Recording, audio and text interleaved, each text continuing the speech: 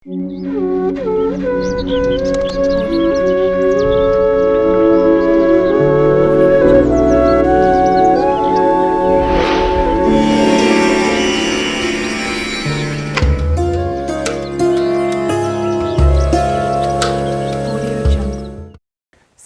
వారు ఈ యొక్క పాల్గొన మాస పూర్ణిమ హోళికా పూర్ణిమ సందర్భంగా ఎలాంటి విధులను పాటించాలో ఈ వీడియోలో సవివరంగా సంపూర్ణంగా తెలుసుకుందాం. సింహరాశిలో ఏ నక్షత్రాలు వస్తాయనగా మఖా నక్షత్రంలో 4 పాదాలు, పుబ్బా నక్షత్రంలో 4 పాదాలు, ఉత్తరా నక్షత్రంలో 1 పాదం కలిపితే సింహరాశి. చాలామందికి పుట్టినటువంటి కాల సమయంలో డేటా బర్త్లు లేనటువంటి కారణం వలన పేరు యొక్క మొదటి అక్షరాన్ని అనుసరిస్తూ ఆ రాశిని తెలుసుకునే ప్రయత్నం చేద్దాం. మా, మీ, ము, మే, మో, టా, టీ, టు, టే అక్షరాల వారందరూ కూడా సింహరాశి జాతకులే. సింహరాశి యొక్క అధిపతి రవి భగవానుడు.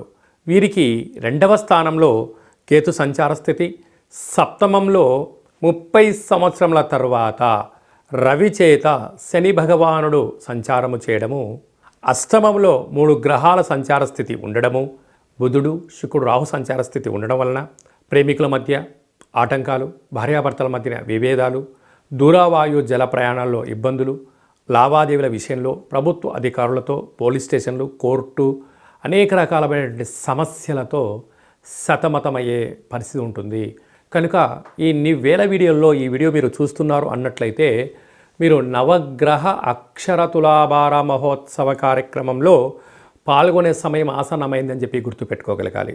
మీరు కేవలం స్మరించడం వలన, అక్షరాలు రాసే తులాభారంలో పాల్గొనడం వలన గ్రహదోషము తొలగి గ్రహయోగం కలిగి ఈ యొక్క కొత్త పూర్ణిమకు వీడుకోలు పలుకుతూ, కొత్త సంవత్సరానికి స్వాగతం పలుకుతూ రాబోయే సంవత్సరం అంతా కూడా మంచి కాలానికి నాంది పలకబోతున్నారని చెప్పి గుర్తుపెట్టుకోగలగాలి.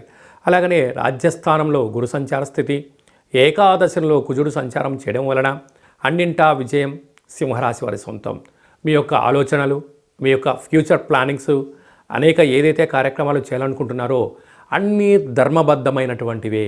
కాకపోతే కొందరు నీ చుట్టే చేరి నీకు భజన చేసి అప్పు తీసుకొని వెళ్ళి ఇవ్వకపోగా నీపైన 4 నిందలు వేసి అనేక రకాలుగా మిమ్మల్ని ఇబ్బంది పెట్టడానికి గ్రహగమనాల్లో దోషమే అని చెప్పి గమనించాలి.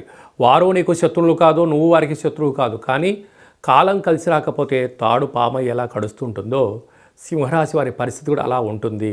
అనగా స్వయం వృత్తులు, సేవారంగాలు, వ్యాపారాలు, ప్రభుత్వ ఉద్యోగ ప్రయత్నం చేసేవారు, ప్రైవేట్ రంగ సెక్టార్లో ఉండబడిన వారు, వ్యవసాయ సోదరీమణులందరికీ కూడా చాలా ఓపిక అవసరం. ప్రతి విషయాన్ని క్షుణ్ణంగా పరిశీలించి నిర్ణయాలు తీసుకోవడం ఉత్తమోత్తంగా భావించాలి.